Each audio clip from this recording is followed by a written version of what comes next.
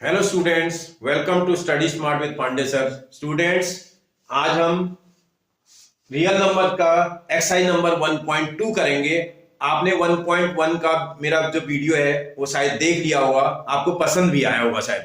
आज मैं 1.2 करके आपको दिखाता हूं। ये भी एक बहुत अच्छी एक्सरसाइज है। इसमें इरेशनल नंबर्स के बारे में पढ़ेंगे हम।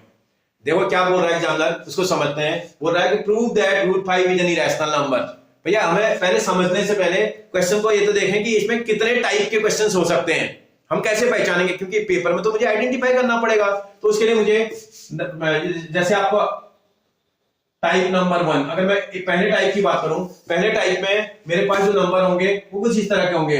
√2 लिखा हो सकता है, बोलेगा √3 को इरेशनल नंबर प्रूव कर दो, √5 को इरेशनल कर दो, रूट हो सकता है 11 लिख के दे दे, √13 लिख दे, अरे √17 लिख दे, कुछ भी लिख दे। ऐसे बहुत कुछ हो सकता है। तो अगर इस टाइप का क्वेश्चन आ जाएगा, ये टाइप नंबर 1 है, जो कि ये भी मैच कर रहा है। ये भी इसी टाइप का क्वेश्चन है। अगर दूसरे टाइप की बात करते हैं हम, टाइप नंबर सेकंड टाइप के क्वेश्चन में कुछ इस तरह का क्वेश्चन आ सकता है। जैसे 2√3 लिख देगा आपसे। हो सकता है आपसे बोलेगा 5√3/7, 5√3/7। हो सकता है आपसे बोलेगा √5 - 2 ऐसा लिख दे। हो सकता है आपसे बोले 2√3 + 5 बोल दे। कुछ इस तरह के क्वेश्चन आपसे पूछ सकता है। तो ऐसे टाइप के क्वेश्चन आएंगे, ये टाइप नंबर 2 में गिने जाएंगे। इनको कैसे करेंगे वो हम देखेंगे। अभी मैं आपको समझाऊंगा। आपको पहले, जब तक आप क्वेश्चन को आइडेंटिफाई नहीं कर पाएंगे ना बेटा, तो क्वेश्चन समझने में दिक्कत करेगा। हम किस टाइप का क्वेश्चन सॉल्व कर रहे हैं वो तो पहले समझे। इसका एक और टाइप होगा जो एक्स्ट्रा क्वेश्चन में आपको दिखाई देगा, टाइप नंबर 3। कुछ एक्स्ट्रा क्वेश्चन में कुछ इस तरह के नंबर होंगे। √5 - √2 लिख सकता है आपसे। हो सकता है जो बोलेगा √3 + √2 लिख देगा। इस तरह के नंबर, मतलब ये इसमें देखो क्या पहचान है। इसमें दो इरेशनल नंबर डिफरेंस की फॉर्म में या एडिशन फॉर्म में लिखे हुए हैं। दो इरेशनल नंबर है। इसमें सिंगल इरेशनल नंबर, इसमें कोई नंबर और नहीं लगा हुआ है। इसमें इरेशनल नंबर के साथ रैशनल नंबर मल्टीप्लाई की फॉर्म में हो सकता है, डिवीजन की फॉर्म में हो सकता है, एडिशन में हो सकता है, सबट्रैक्शन में हो सकता है। अगर एक रैशनल एक इरेशनल नंबर एक साथ अगर दिखाई दे रहे हैं तो इसका टाइप नंबर 2 है। खाली अकेला इरेशनल नंबर दिख रहा है तो टाइप नंबर 1। इरेशनल नंबर 2 दिखाई दे रहे हैं और वो भी एडिशन सबट्रैक्शन फॉर्म में, तो टाइप नंबर 3 है। समझ में आ गया आपको? ये वाला आपको एक्स्ट्रा क्वेश्चन में दिखाई देगा। ये दोनों एनसीईआरटी में नजर आएंगे। मैं आपको क्वेश्चन नंबर 1 करके दिखाता हूं एक बार। क्या बोल रहा है भैया? जब क्वेश्चन नंबर 1 आएगा तो शुरुआत कैसे करेंगे? सबसे पहले लेट जो आपको इरेशनल नंबर दिखाई दे रहा है उसको आप P/Q फॉर्म में लिख लो। मतलब इस इरेशनल नंबर को हम इरेशनल नंबर तो इस फॉर्म में होता ही नहीं है, तो इसका मैं इरेशनल नंबर को रैशनल नंबर पुट करके प्रूव करके दिखा रहा हूं और बोल रहा हूं कि ये एक रैशनल नंबर होगा। कंट्राडिक्टरी स्टेटमेंट ला करके, जिसको विरोधाभास बोलते हो आप, वो स्टेटमेंट ला करके मैं इसको प्रूव करने की कोशिश कर रहा हूं। Let √5 = P/Q where P and Q are co-prime numbers and whose denominator is not equal to 0। भैया यहां पर जैसे आ जाएंगे ना को-प्राइम नंबर। आखिर को-प्राइम नंबर होते क्या है? को-प्राइम नंबर्स तुमने पहली बार ये नाम सुना होगा, को-प्राइम नंबर्स। भाई किन नंबर्स के लग रहा है जैसे कि प्राइम नंबर होंगे? ऐसा नहीं है। को-प्राइम नंबर क्या होते हैं भैया? मैथमेटिक्स के ऐसे नंबर जिनमें कॉमन केवल 1 आता हो, जिनका कॉमन फैक्टर 1 होता हो। इनका कॉमन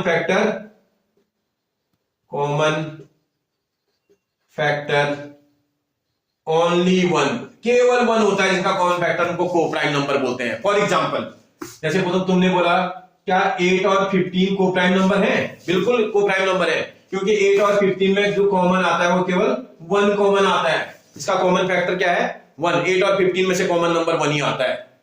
और जैसे कोई बोले सर क्या 8 और 9 भी हो सकते हैं क्या? सर बिल्कुल हो सकते हैं। ये भी जो है इनका भी कॉमन फैक्टर 1 है।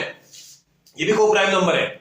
इसका मतलब, कहने का मतलब क्या हुआ? इसका मतलब अगर जितने भी प्राइम नंबर अगर दूर दूर के हैं वो तो को-प्राइम होते ही होते हैं। दो नंबर अगर प्राइम नंबर है वो को-प्राइम होंगे। ये देखो, ये दोनों नंबर कंपोजिट नंबर है। 8 भी कंपोजिट नंबर, 15 भी कंपोजिट नंबर, लेकिन इन दोनों में कॉमन केवल 1 ही आता है, तो ये भी को-प्राइम नंबर है। अब देखो, ये भी 8 और 9, ये दोनों कंपोजिट नंबर है, लेकिन लगातार आते हैं 8 और 9। जब कंटिन्यूस आने वाले नंबर है वो भी को-प्राइम होते हैं। जैसे अगर कोई बोले सर 20 और 21, को-प्राइम 20 और 21, को प्राइम नंबर है। कोई बोले नहीं सर जो है 29 और 30 ये भी को प्राइम नंबर है, लगातार आ रहे हैं ना बेटा, लगातार कोई भी नंबर जो लगातार कंटिन्यूस आते हैं वो तो उनमें वो जो है कंसेक्यूटिव नंबर इनको बोला जाता है। ये कंसेक्यूटिव नंबर्स का कॉमन फैक्टर 1 ही होता है, तो इसका ये भी को प्राइम नंबर होते हैं। आप समझ गए ना, को प्राइम का मतलब समझ गए ना, मतलब किन्हीं भी 2 नंबर्स में 2 या 3 नंबर में अगर कॉमन केवल 1 ही 1 आ रहा है, 1 कॉमन आ रहा है, तो ऐसे नंबर्स को हम को प्राइम बोलते हैं। अब आप समझ जाओ इंशाल्लाह जो को प्राइम नंबर होते हैं वो सिर्फ 1 से डिवाइड होते होंगे और किसी से डिवाइड नहीं होंगे। जैसे ये और ये नंबर को प्राइम है तो केवल 1 ही से डिवाइड हो सकते हैं। कोई बोले ये भी 2 से डिवाइड रहा, ये भी 2 से डिवाइड रहा, को प्राइम होंगे नहीं होंगे। आप मेरी बात समझ गए ना, इसलिए 1 के अलावा किसी और नंबर से वो नंबर डिवाइड नहीं हो सकते हैं, इसलिए को प्राइम नंबर है। समझ में आया आपको? ठीक है, ये समझ में आ गया होगा। आगे बढ़ाता हूं इसको हटा रहा हूं बेटा है, अभी मुझे जरूरत पड़ेगी तब वो कर दूंगा। आपको समझ में आ गया? देखो अब देखते जाइए आप। अब मैं स्क्वायरिंग ऑन बोथ साइड कर देता हूं, स्क्वायरिंग ऑन बोथ साइड। मैं यहां से रूट का साइन हटा देता हूं, जरा इरेशनल को रैशनल बना देता हूं। रूट 5 का स्क्वायर करेंगे तो 5 हो जाएगा ना बेटा भाई, रूट 5 का स्क्वायर 5, रूट 2 का स्क्वायर 2, रूट 7 का स्क्वायर 7 आपको आ जाएगा। इज इक्वल टू यहां भी स्क्वायर करेंगे p और q को स्क्वायर करेंगे तो न्यूमरेटर का भी स्क्वायर आ जाएगा और डिनोमिनेटर का भी स्क्वायर आ जाएगा। स्क्वायरिंग ऑन बोथ साइड करा ना, इसका भी स्क्वायर करेंगे, इसका भी स्क्वायर करेंगे। अब इसको यहां से यहां क्रॉस मल्टीप्लाई कर देते हैं। जब यहां क्रॉस मल्टीप्लाई करेंगे ये आ जाएगा 5 और साथ में q स्क्वायर को क्रॉस मल्टीप्लाई करेंगे, q square is equal to p square हो जाएगा। ये इसको मैंने इक्वेशन नंबर 1 मार्क कर दिया, इक्वेशन नंबर 1 मार्क कर दिया। आप एक काम आप जरा ध्यान से देखिएगा अपने समझने के लिए। मैं 5 को यहां क्रॉस मल्टीप्लाई कर दूं अगर तो देयरफॉर ये p स्क्वायर के नीचे 5 ले आता हूं, is equal to q square हो जाएगा। p स्क्वायर के नीचे 5 लाऊंगा, is equal to q square हो जाएगा।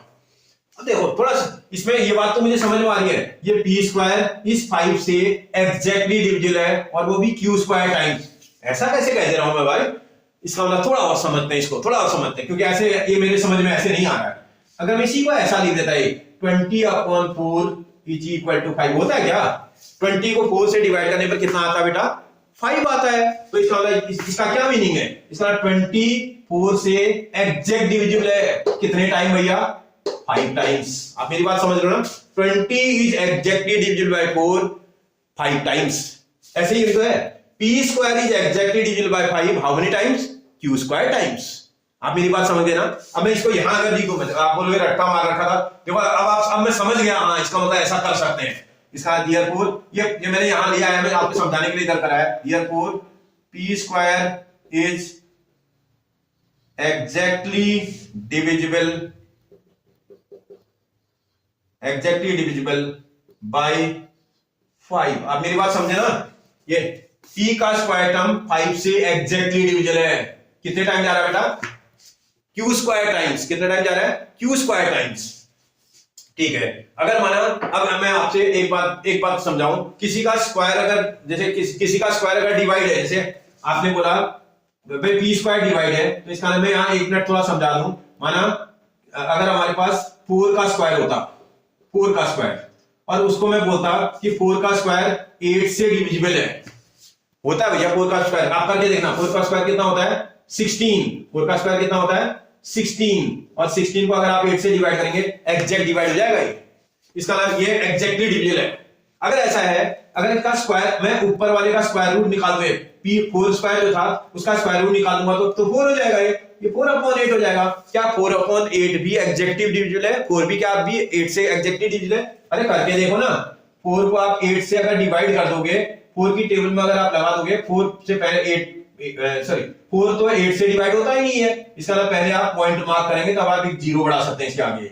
इसका मतलब अब इससे डिवाइड करोगे तो 5 टाइम ही चला जाएगा और एग्जैक्ट डिवाइड हो गया। इसका मतलब अब भी जो है 4 जो है इससे एग्जैक्टली डिविजिबल है। मतलब किसी का अगर स्क्वायर उस नंबर से डिविजिबल है तो बिना स्क्वायर वाला नंबर भी उस नंबर से एग्जैक्ट डिविजिबल होता है। आप मेरी बात समझ रहे हो ना? बिना स्क्वायर वाला नंबर भी उस नंबर से एग्जैक्ट डिविजिबल होता है। इससे ये कंक्लूजन मैंने निकाल लिया। इसका मतलब अब मैं यहां समझ गया, देयरफॉर अगर स्क्वायर डिविजिबल है तो बिना स्क्वायर वाला भी होगा। Therefore p is also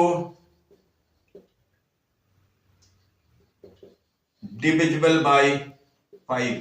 p भी उससे डिविजिबल होगा। अगर p स्क्वायर डिविजिबल है तो p भी डिविजिबल होगा। अगर p डिविजिबल है तो देयरफॉर लेट ये भाई P डिविजन हो रहा था तो P इज इक्वल टू कितने 5 से डिविजन हो रहा था, कितने टाइम हो रहा था भाई मुझे नहीं पता है। अब मुझे एक ऐसा अल्फाबेट इसमें लगा देना है जो P और Q के अलावा हो, कुछ भी हो P और Q के अलावा। कोई बोले A लगा देते हैं चलेगा, कोई बोले नहीं सर A नहीं मैं K लगाऊंगा चलेगा। P और Q मत लगाना बस, उसके अलावा कुछ भी लगा सकते हो।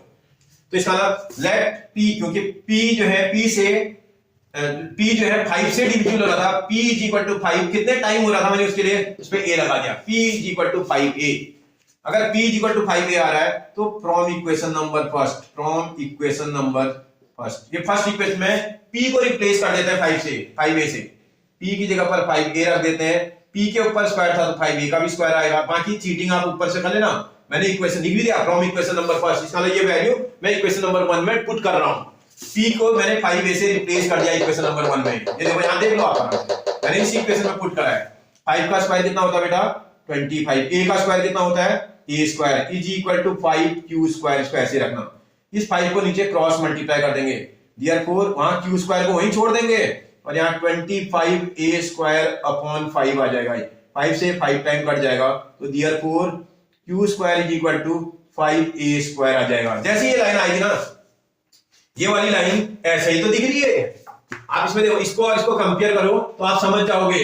अगर ऊपर वाली लाइन में आपका ये नंबर 5 से डिवाइड हो रहा था, ये देखो ये P का स्क्वायर 5 से डिवाइड हो रहा था, अब की बार ये Q का स्क्वायर भी तो 5 से डिवाइड होगा, ये लाइन और लाइन सेम तो है। इसका आप फिर यहां लिख दोगे देयरफॉर अब की बार जो है Q स्क्वायर डिवाइड होना चाहिए, Q square is exactly divisible by 5। जो Q का स्क्वायर है वो 5 से एग्जैक्टली डिविजिबल हो जाएगा। अगर Q का स्क्वायर 5 से डिविजिबल हो जा रहा है तो देयरफॉर आपको मैंने अभी बताया था Q भी तो होगा, therefore Q is also divisible by 5। अगर अब आप इस वाली लाइन को चेक कर लो, ये जो लाइन आपको दिखाई दे रहा है ना, ये लाइन में P 5 से डिवाइड हो रहा है, इस लाइन को देखोगे तो Q 5 से डिवाइड हो रहा है। अगर आप दोनों को देख रहे हैं तो दोनों को देखने से ये बात समझ में आ रही है, therefore both P and Q are exactly divisible by 5। आप मेरी बात समझे बेटा? भाई इस लाइन का और इस लाइन से कंक्लूजन तो निकल रहा है, क्योंकि P भी 5 से डिविजिबल है, Q भी 5 से डिविजिबल है, तो इसका both P and Q are exactly divisible by 5। समझ में आ रही है आपको मेरी बात? अब आप यहां पर ध्यान से देखो, इसमें आप बोल रहे हो P एंड Q 5 से डिवाइड हो रहा है और यहां बोल रहे हो P and Q are coprime number. अभी मैंने आपको कोप्राइम की डेफिनेशन समझाई थी, कोप्राइम नंबर वो नंबर होते हैं जो केवल 1 से डिवाइड होते हैं। अगर ये 5 इसमें 5 कॉमन आ रहा है तो दोनों 5 से डिवाइड हो रहे होंगे ना, तो ये तो बड़ा कंट्राडिक्टरी स्टेटमेंट है। आप यहां पर मैं यहां जो बोल रहा हूं कोप्राइम है और यहां बोल रहे हो बोथ आर डिविजिबल बाय 5, तो ये वाली जो लाइन है और ये वाली लाइन एक दूसरे पर कंट्राडिक्शन कर रही है। ठीक है, ये उल्टा, ये बिल्कुल विरोधाभास वाली लाइन है। एक बार बोल रहे हो कि कोप्राइम नंबर होंगे और दूसरी बार बोल रहे हो कि 5 से डिविजिबल हो रहे हैं। कोप्राइम नंबर में तो नंबर तो केवल 1 से डिवाइड होता है और किसी नंबर से डिवाइड ही नहीं होते, तो इसका मतलब ये कंट्राडिक्शन की कंडीशन है। अब यहां लिख देता हूं, इट कंट्राडिक्ट आवर एजम्पशन। जो हमारा एजम्पशन था उस पे कंट्राडिक्शन है। इसका मतलब जो मैंने एजम्पशन पुट किया था मैंने गलत पुट किया था, इसका मतलब therefore our assumption is wrong. जो हमारा एजम्पशन था वो गलत है। ये जो मैंने पुट किया था कोप्राइम में गलत पुट किया मैंने, तो इसका मतलब देयरफॉर अगर गलत पुट किया तो इसका मतलब ये इरेशनल थोड़ी होगा, ये तो ये रैशनल थोड़ी होगा, तो इरेशनल होगा। Therefore root 5 is an irrational number. अब आप मेरी बात समझ में आ गई आपको? कोई दिक्कत मुझे नहीं लगता कि आपको इस टाइप के किसी भी क्वेश्चन को सॉल्व करने में कोई प्रॉब्लम आएगी, क्योंकि अगर आप समझ गए एक क्वेश्चन को तो आप बना दोगे, इसमें कोई प्रॉब्लम नहीं है। आपको वैरायटी पहचाननी है, ऐसी वैरायटी का क्वेश्चन आएगा तो बनेगा ऐसे ही। इसमें ये लाइन आपको लर्न करके रखनी है, let root 5 is equal to P upon Q where P and Q are coprime numbers. अगर ये लाइन आपने कुछ गड़बड़ कर दी ना, आप प्रूफ भी कर दोगे तो आपको मार्क्स नहीं मिलना चाहिए, क्योंकि आपकी ये कंडीशन इस कंडीशन से कंट्राडिक्शन हो ही नहीं पाएगी। अगर आप इंटीजर लिख दोगे, यहाँ कई बच्चे होते हैं P and Q are integers लिख देते हैं, इंटीजर तो रॉन्ग है, इंटीजर में ये कहां प्रूव कर दोगे आप? इंटीजर अगर आप बोल रहे हैं, इंटीजर में तो कुछ भी कॉमन आ सकता है। समझ में आ रहा है? जब तक आप प्रॉपर वर्ड का यूज नहीं करोगे आप क्वेश्चन को नहीं बना पाओगे। ऐसे टाइप का क्वेश्चन आएगा, यही वर्डिंग यूज करी जाएगी। समझ में आ गया आपको? कोई दिक्कत? अब मैं इसी क्वेश्चन में मैं थोड़ा चेंज करके दूसरा क्वेश्चन समझा देता हूं। अगर माना यही क्वेश्चन यहां √5 की जगह पर कोई बोलता है कि prove that √13 is an irrational number. देखो एक मिनट के लिए मैं आपको मेरा क्वेश्चन यही क्वेश्चन था, मैं खाली आपको समझाने के लिए कर रहा हूं। √13 इज एन इरेशनल नंबर, क्या करना पड़ता भाई मुझे? देखो मुझे क्या चेंज करना पड़ता, आपके सामने मैं कलर चेंज करके कर देता हूं। इसमें यहां पर क्या करना पड़ता मुझे? √11 लिखना पड़ता। मैं किसान लोग ऐसे ही रखूंगा, स्क्वायरिंग करूंगा, √11 का स्क्वायर तो 11 हो जाएगा। 11 हो जाएगा, क्यों? नंबर ही बदल रहा हूं, आप देखिएगा यहाँ 11 हो जाएगा। यहाँ एग्जैक्टली डिविजन बाय 5 की जगह पर 11 लिख दोगे आप। सॉरी 13 है, सॉरी, अच्छा सॉरी बेटा 13 है। अगर आपका 13 था तो 13 के हिसाब से यहाँ 13 आ जाएगा। अगर यहाँ 13 आएगा तो ये भी 13 आना चाहिए, और आपके पास ये भी 13 आना चाहिए। ठीक है ना? यहाँ भी आप 13 बदल दोगे, इसको भी 5 की जगह पर 13 कर दोगे। देखो क्या करा आपने? कुछ नहीं करा। देखो जहां जहां 5 था उसको आपने चेंज करके 13 बना डाला। ये देखो यहाँ पर 13 का स्क्वायर करेंगे और राइट हैंड साइड में इसको 13 लिख दोगे। फिर यहाँ भी 13 का स्क्वायर आपको आता है 169 होता है, और यहाँ आपका 13 आएगा ये, और यहाँ पर भी 169 इधर आएगा, नीचे 169 आएगा और नीचे 13 आएगा। इस 13 से 169 को आप 13 टाइम काट कैंसिल कर दोगे और यहाँ पर 13 आ जाएगा। जब ऐसे आएगा तो फिर वहां Q square is exactly divisible 5 की जगह पर आप 13 कर दोगे और ये डिविजिबल बाय 13 हो जाएगा। क्या देखो मैंने क्या करा? कोई कुछ भी नहीं बदला है, केवल नंबर की जगह बदल रही है और कुछ नहीं बदल रही। देखो डिविजिबल बाय 13, पूरा क्वेश्चन सॉल्व भी हो गया। और यहाँ √5 की जगह पर फिर यहाँ 13 बना लोगे। आप देखो पूरा क्वेश्चन, अगर मैं √13 का क्वेश्चन दिया होता आपको तो पूरा का पूरा क्वेश्चन मैंने बिना किसी चेंज करे ये बना दिया, क्योंकि मुझे √5 का आता था, मुझे √13 का भी आ जाएगा। अब आप एनसीईआरटी को देखोगे, अगर जैसे इसमें मुझे दिखाई दे रहा है क्वेश्चन नंबर 3 का सेकंड फर्स्ट वाला पार्ट, और ये भी उसी टाइप का है। क्वेश्चन नंबर 3 का फर्स्ट पार्ट जिसमें 1/√2 लिखा है वो भी वैसे ही है। उसमें कितना चेंज आएगा वो भी मैं आपको यहीं पर समझा देता हूं। जब मैंने सब करा हुआ है, तो अगर माना 1/√2 वाला आता है इसका पार्ट नंबर 3 का फर्स्ट पार्ट, थोड़ी देर के अगर माना मुझसे बोल देता है क्वेश्चन नंबर 3 का फर्स्ट पार्ट, ये देखो मैं तुम्हारे सामने बता रहा हूं क्वेश्चन नंबर 3 का पार्ट नंबर फर्स्ट वाला पार्ट क्या बोल रहा था भाई? पार्ट नंबर फर्स्ट में इसको हटा देता हूं मैं आपके सामने, मैं केवल आपको समझाने के लिए कर रहा हूं, कुछ नहीं कर रहा हूं। अगर माना मेरे पास आया होता वो क्वेश्चन तो मैं क्या करता, आप देखिएगा। आपको समझाने के लिए 1 मिनट में थोड़ा समझा रहा हूं कि अगर माना क्वेश्चन दे देता मुझे तो मैं क्या करता। क्वेश्चन नंबर 3 का फर्स्ट पार्ट बोला था 1/√2 इरेशनल नंबर होगा, ऐसा प्रूव करना है आपको। 1/√2, तो आप एक बार एक काम करेंगे, late 1/√2 is equal to P/Q। बस ऐसे लिखते जाना है, let 1/√2 is equal to P/Q where P and Q are integers and Q is not equal to 0। इतना तो कर लोगे। इतना करने के बाद ये थोड़ा उल्टा हो रहा था, इसलिए एक काम कर लेना, चाहे कर लो चाहे ना करो। देखो इसमें क्या करना है, स्क्वायरिंग ऑन बोथ साइड जैसे ही करोगे तो क्या हो जाएगा, स्क्वायरिंग ऑन बोथ साइड करेंगे तो 1 का स्क्वायर 1 आ जाएगा और √2 का स्क्वायर 2 आ जाएगा। क्रॉस मल्टीप्लाई कर लेना, इसको इधर इसको इधर। जब क्रॉस मल्टीप्लाई करोगे तो भाई क्या आ जाएगा, q square is equal to 2p square आ जाएगा। तो जब आप बदलोगे, अब बदलना जब शुरू करोगे तो ये लाइन थोड़ी आएगी, अब यहां बदलना पड़ेगा। ये 2 को नीचे लेके आओगे, आप अपने समझने के लिए अगर आप नीचे लाओगे 2 को नीचे लाओगे तो q स्क्वायर के नीचे आएगा, q square upon 2 is equal to p square हो जाएगा। अब आप देखो इसमें क्या लग रहा है आपको, q square is exactly divisible bye 2। अब ये थोड़ा लाइन बदलनी पड़ेगी, जहां p स्क्वायर लिखा है वहां आपने q स्क्वायर लिखना पड़ेगा आपको। q square is exactly divisible bye 2, therefore q is also divisible by 2। बात समझ में आ रही है आपको? तो तरीका वही है, सेम तरीके का क्वेश्चन है, आपको क्वेश्चन आइडेंटिफाई करना है। समझ आया बेटा? आपने आप कर लोगे ना, आप खुद करोगे इस वाले पार्ट। देखते हैं बेटा question number 2, prove that 3 + 2√5 is an irrational number. देखो आप चेक करो, मैंने अभी टाइप नंबर 2 से मैच कर रहा है। देखो रैशनल नंबर के साथ इरेशनल नंबर एडिशन फॉर्म में है। जब भी एक रैशनल एक irrational addition subtraction multiplication division ऐसे फॉर्म में आता है वो टाइप नंबर 2 बन जाता है।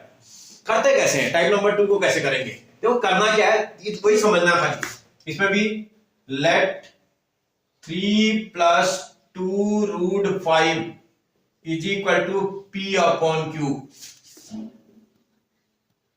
where P and Q are integers integers and whose denominator is not equal to 0, q is not equal to 0। देखो ध्यान देने वाली बात है, आपको ये वर्ड याद रखना है इस क्वेश्चन में। पिछले क्वेश्चन में यही पी एंड क्यू आर को प्राइम नंबर लिख दिया था क्योंकि वहां इरेशनल नंबर अकेला था। अब की बात इरेशनल नंबर के साथ रैशनल नंबर भी आ गया, वर्डिंग को चेंज कर दिया मैंने, where P and Q are integers, और क्वेश्चन को सॉल्व करना है। अब क्या करना है इसमें, आपको एक काम करना है, इसमें इरेशनल नंबर को सेपरेट रखना है, इरेशनल नंबर को सेपरेट रखना है। इसका मतलब इस वाले को शिफ्ट करके आप यहां लेके चले जाना, जब इसको यहां ले जाओगे, देखो ध्यान से करना, कोई जल्दबाजी नहीं, आराम से करो। इज इक्वल टू, यहां p अपॉन q अपनी प्लेस पर है, ये 3 प्लस का था, यहां से इस तरफ जाएगा तो मुझे लगता है माइनस का 3 हो जाएगा। आप समझते हो ना मेरी बात? अगर आप किसी टर्म को यहां से लेफ्ट से राइट शिफ्ट करते हो, उसका साइन ही तो बदलते हो, तो साइन को चेंज कर दोगे। एक मिनट के लिए एक काम करना, इनका एलसीएम जरा ले लो। इसका एलसीएम कितना आ रहा है, q आ रहा है। इसका एलसीएम कितना आ रहा है बेटा, q आ रहा है। q आ रहा है तो यहां देखोगे p माइनस 3q, और यहां अगर आप थोड़ी देर के अपने समझने के लिए करें, 2 रूट 5 था। कोई बोले सर इतना टाइम क्यों बर्बाद कर रहे हो, ये 2 तो यहां क्रॉस मल्टीप्लाई हो जाएगा, वही तो समझाने की कोशिश कर रहा हूं। अगर 2 को यहां क्रॉस मल्टीप्लाई करोगे, देखो 2 हटेगा यहां से और ये 2 यहां पर आ जाएगा। मेरी बात समझ रहे हो ना आप?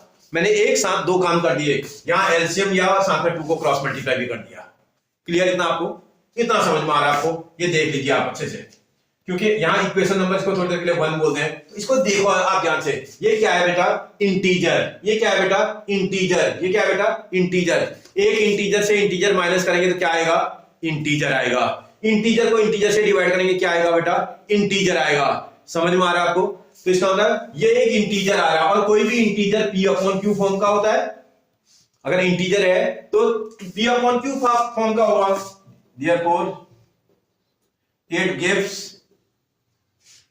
root 5 is a rational number। आप मेरी बात को समझो, ध्यान से समझो। देखो अगर आपने पीछे क्लासरूम में पढ़ा हुआ integer minus integer, integer, integer divided by integer, integer, और कोई भी इंटीजर, जैसे अगर इंटीजर का मतलब कोई बोले 5 कैसा नंबर है भैया, रैशनल है। 5 कैसा नंबर होता है, रैशनल नंबर होता है। समझ में आ रहा है आपको? तो आप कोई भी कुछ भी, कोई बोले इंटीजर सर 5 भी थोड़ी होगा, -5 भी तो हो सकता है। -5 भी तो रैशनल नंबर है।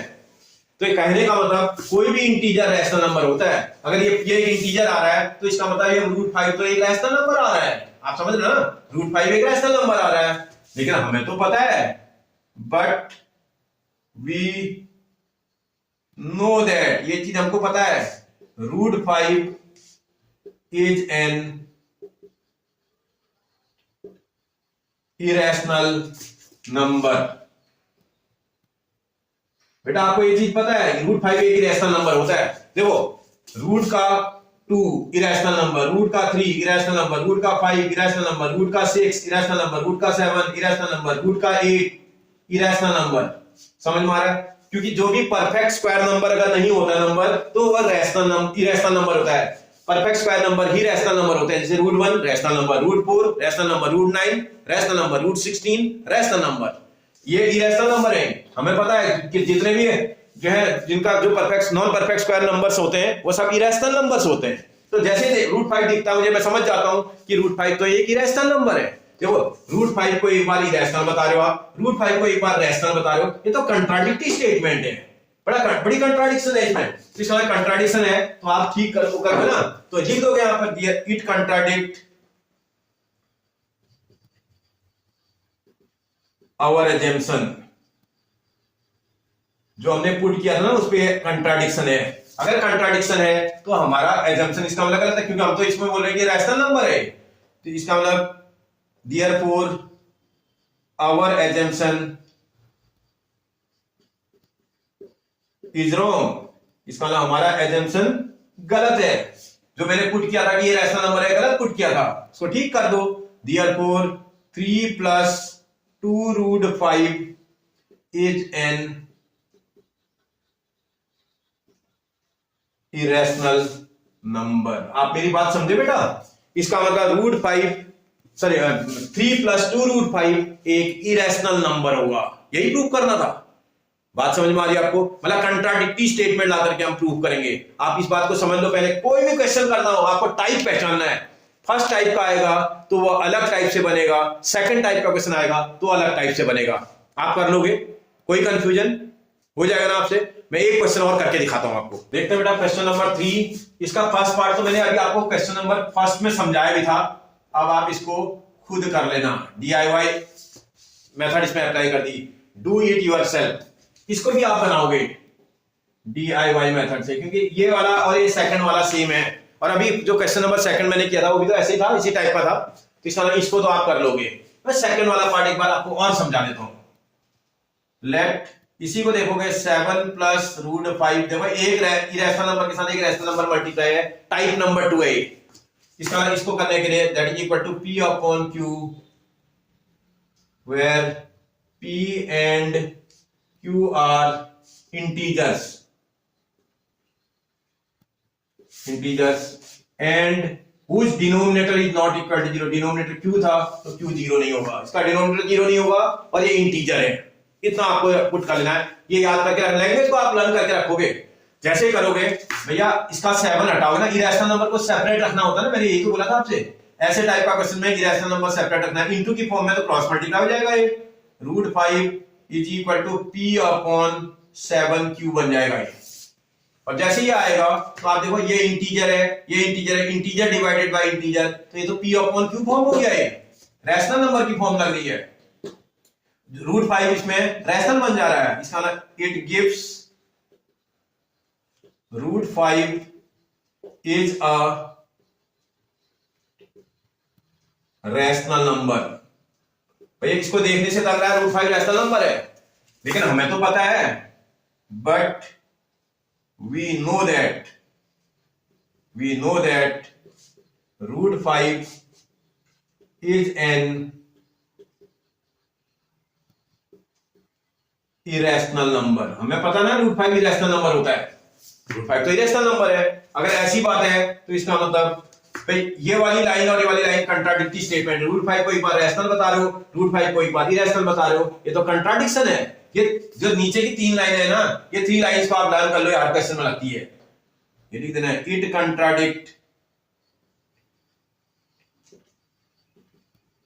Our assumption, it contradict our assumption, therefore our assumption is wrong.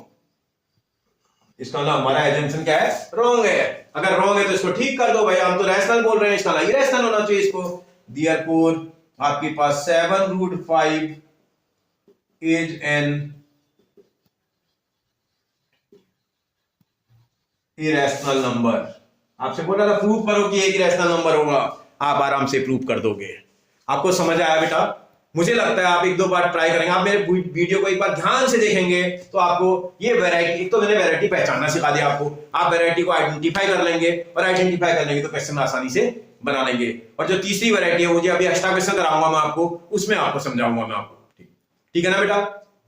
Okay बेटा, अगर आपको समझ में आ रहा है बेटा, मेरा वीडियो आप लाइक शेयर और सब्सक्राइब जरूर कर लें, ठीक है ना? इससे मेरा भी मोटिवेशन बढ़ेगा और आपके पास भी अच्छे अच्छे वीडियोज में बना करके भेजता रहूंगा। ठीक है बेटा, थैंक यू।